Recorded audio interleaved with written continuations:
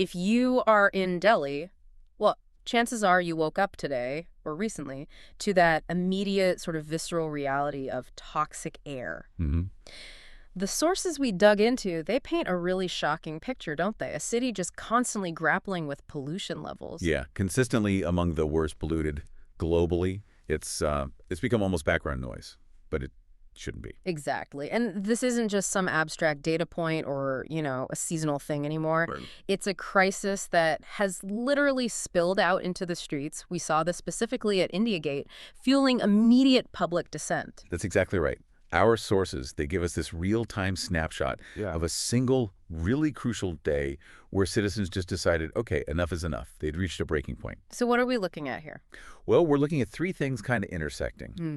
How citizens are reacting, what the hard environmental data actually was that very morning, Right. and then the legal and political friction that came out of that public dissent. Okay. So the mission for this deep dive is to move past just the numbers, Yep. you know, and really grasp the severity of the health risks being claimed. Which are pretty alarming. Incredibly alarming. Hmm. And also the immediate consequences, legally and politically, for the people who are out there demanding change.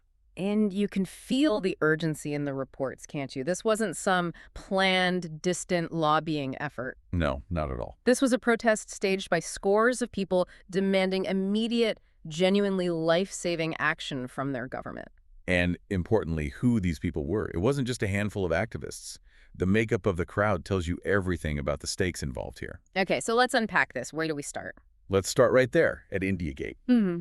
because the location itself is significant, and the protesters, well, they were deeply specific about why they were there. Okay, so the sources highlight this really crucial detail. It wasn't just, the usual hardened environmentalists. Right. A lot of the protesters were parents, Yeah. specifically mothers, Yes. and they were there with their children. Accompanied by their kids. That's powerful imagery. And they had this single, absolutely crucial demand: urgent government action now for clean air in the capital. Yeah.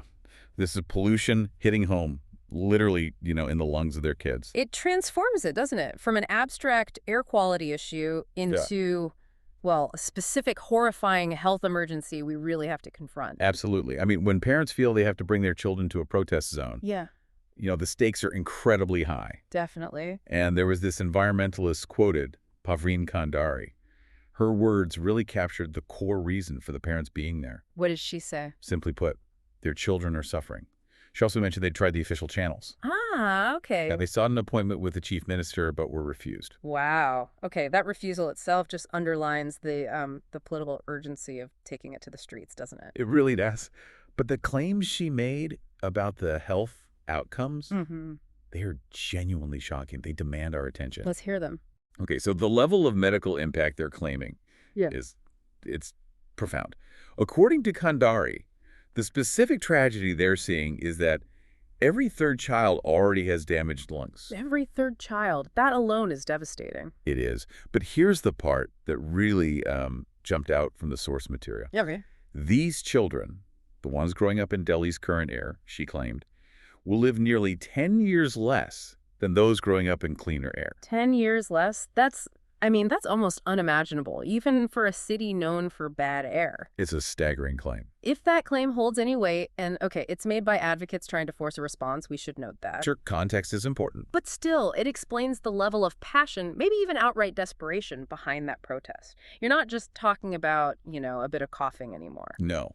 You're talking about shortening children's lifespans by a whole decade. It changes everything. Precisely. And this is where these specific details become so crucial, right? The source material shows these health claims are designed not just to shock, but to quantify the risk in human terms. It takes it out of the bureaucratic spreadsheets. Exactly. Yeah. It puts it squarely in the realm of emergency medicine. It gives that air quality index, the AQI, a human face, a child's face. And speaking of the AQI, that urgency, that desperation, it drives us straight into the hard data that confirms why this protest happened on that specific morning. Right. Let's ground this a bit. For you listening, if you don't track these numbers daily, the AQI, the Air Quality Index, measures pollutants like particulate matter. Mm-hmm. A reading over 300 is legally classified as severe. Mm-hmm. Okay. So according to the Air Quality Early Warning System data, On that specific morning. the early morning reading, the day of the protest, was 392. 392. Wow. Just to put that in perspective for everyone, that air is considered hazardous to the health of every single person. Not just vulnerable groups, everyone. It's dangerously close to 400, which, well, people often compare that colloquially to smoking multiple packs of cigarettes a day. It's a grim comparison, but it gives you a sense of the toxicity. And unfortunately, the sources confirm that threshold was crossed widely that day. So it wasn't just one monitoring station. No, multiple areas across the capital crossed the 400 mark. It ranked the city among the worst polluted nationwide on that specific day. And what's fascinating here, as you said, is connecting the protest directly to the conditions that morning. Exactly. It wasn't a generalized response to the pollution season. It was a real-time, visceral reaction to the air people were breathing right then. And that level of severity, well, it immediately pulls the political actors into the fray, doesn't it? Oh, absolutely. It has to. So you've got these severe health claims on one side and severe, undeniable data on the other. Which is where the political blame game inevitably starts, especially in a major metropolitan crisis like this. Right. And we saw the opposition, Adme Party, the AAP, actively backing this anti-pollution protest. Okay, so to understand the friction here, you have to quickly grasp the political dynamics in Delhi. Go ahead. The AAP holds the local city government power, right?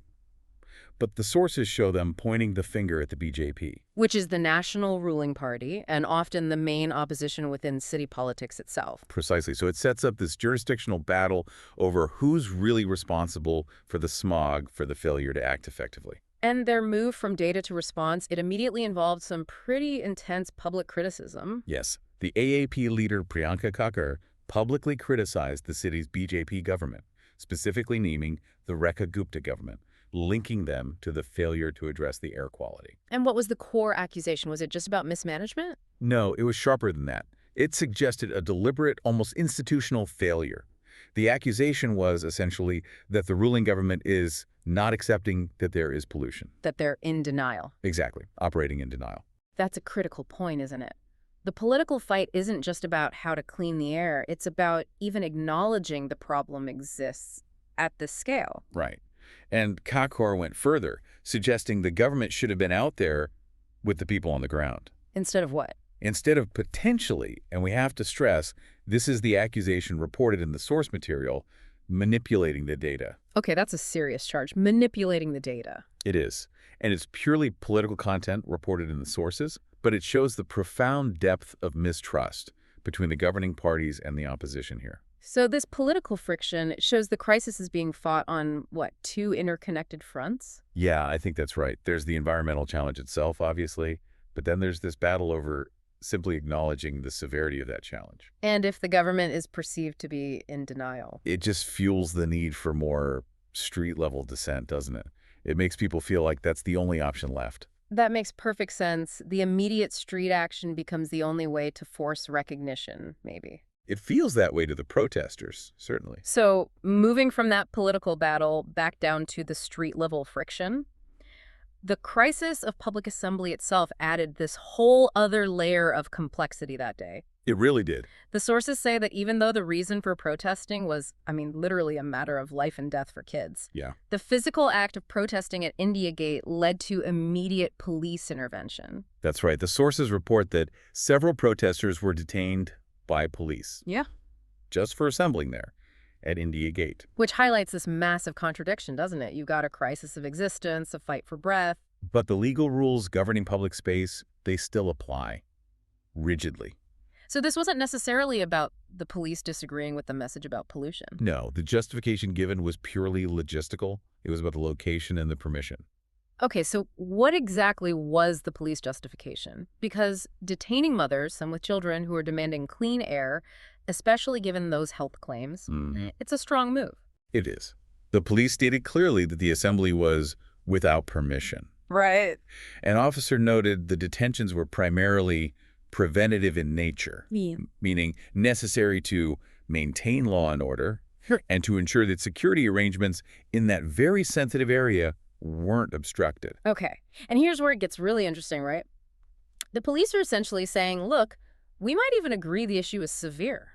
But your right to assemble here right now is secondary to maintaining order in this specific location. And this brings up the official, very specific rules about protesting in the capital. Yes, DCP New Delhi Devesh Kumar Malla was quoted clarifying the rule quite plainly. Which is? That only Jantar Mantar is designated as a protest site where permission can be sought by following the due procedure. Okay, and we need to give you listening a quick bit of context on Jantar Mantar. Yeah, it's this historical area, an old observatory complex that largely due to past court rulings restricting protests in more central high visibility areas. Like India Gate or near Parliament.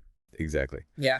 Jantar Mantar has become the single officially sanctioned spot for public assembly and protest in Delhi.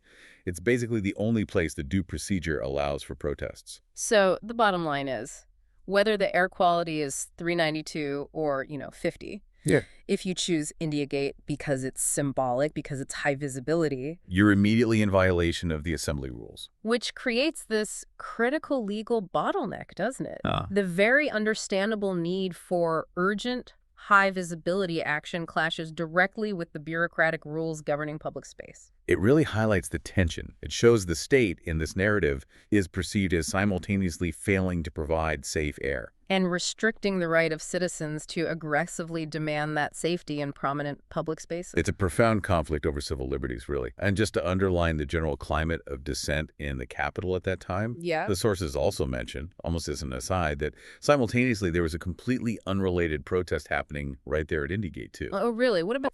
Something about a Supreme Court judgment on relocating stray dogs from institutional areas. Wow, okay. So the point is, the sources confirm that dissent was clearly bubbling up across multiple unrelated issues in that space. Right. A busy day for dissent at India Gate.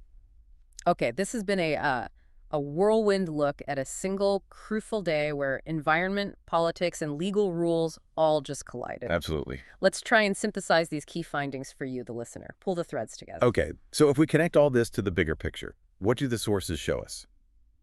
They paint this clear, honestly, quite painful portrait of an environmental crisis. A health crisis, really. Yes, a health crisis, Yeah. immediately fueling urgent civic action, which is then immediately met with institutional friction, both political and legal. So we have these key threads intersecting that kind of define the moment, right? I think so. Let's lay them out. First, you've got those extreme, almost unthinkable health stakes, highlighted by that claim of a 10-year lifespan reduction for kids. Yeah, that turns an abstract pollution reading into a deeply personal tragedy, doesn't it? Completely. Second. Second, the severe air quality data itself, that AQI hitting 392, Yeah. areas crossing 400, legally categorizing the air as hazardous for everyone.